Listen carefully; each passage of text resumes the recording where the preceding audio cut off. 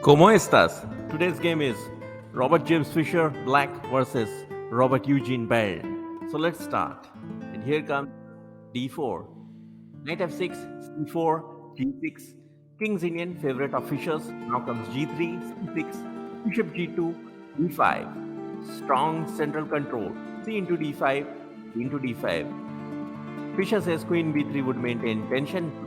Doesn't matter. Knight c3, bg7, e3, castles. Knight ge2, knight c6, castles. b6, b3. Here it's a symmetrical type of position, always, almost every time. Draw in higher levels. So here bishop a6, pinning that knight, and now comes bishop a3. Robert Byrne says, "You pin my knight, I will pin your pawn. Revenge." Rook e8. Fischer is going for the win. Queen d2. Here, e6 would be solid, but Fischer is going for the win. The isolated queen pawn would be compromised, but here the piece play is enough for Fischer to get a win. Really dangerous. So here comes Fischer. Takes. And now, rook fd1. Rook ad1 would have been better. The wrong rook idea. Here comes knight d3, the strong octopus knight.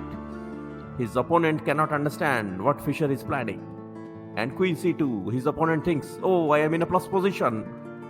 Knight into f2. Here, you can't understand till the end of the variation of attack. King into f2, knight g4 check. King moves, knight into e3, attacking queen and rook. But here, queen d2. Everybody in the tournament hall, all the spectators and the commentators thought that this is winning for white. But knight into g2, this is the shocker.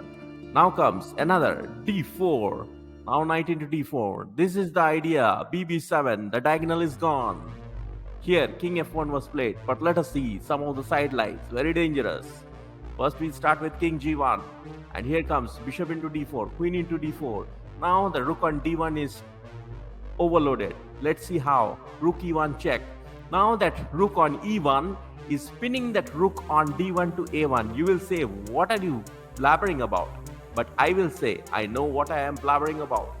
Okay, so here comes rook into e1, then queen into d4 check, king moves, and we have queen into c3, simple win. And now back to our position with the rook e1 check. Now we have another idea with king f2, and here comes the pin idea. Queen into d4 check. Now after rook into d4, we captured the rook on a1, and we are exchange up. Now let us see another idea. It's the king f2. It's the hardest idea here, and here also Fischer would have to find the really very classy move as was found in the game, the same style.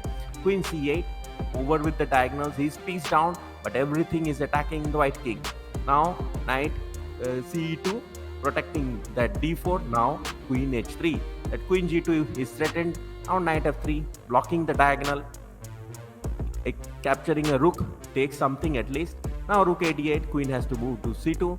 Now queen e6, threat is e3 and attack on e2. Now comes bishop c1. Now we just play queen f6, attacking two pieces, the f3 knight and the rook hanging on a1. So here always protect the king first. Knight f4, blocking the line. Queen takes. Queen b2, only move. Takes. Now we just play bishop into f3, king into f3, and we are two exchanges up. Another idea was knight f3. This is a self-blocking line. And after this self-blocking line, forced moves, queen exchange. Now c3 has no protection. Bishop into c3, forking two pieces. d2 rook and a1 rook. Now we have captures. Now we get in more attackers on f3. And now another attacker is coming. Bishop c3, blocking rook c3. Takes, check, only move, capture, and winning. So these were the sidelines that were not played. King f1 was played, and after king f1, there came a severely serious move. Queen d7. As you can see, we'll show one more time. Queen d7. It's very dangerous. And this was the move. After which, white resigned. Fischer writes, a bitter disappointment. He had hoped for queen f2, Queen h3 check, king g1, all only moves, rook e1 check, again overloaded. You can see the queen on f2 is overloaded, protecting e1, d4 and g2 square. It's protecting 3 squares. And after rook into e1, we play bishop into d4, pinning that queen, and now the queen cannot protect g2 and the mate will come in very shortly.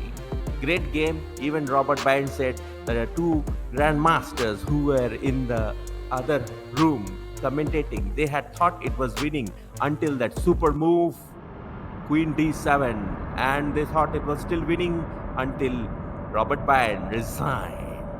Great game.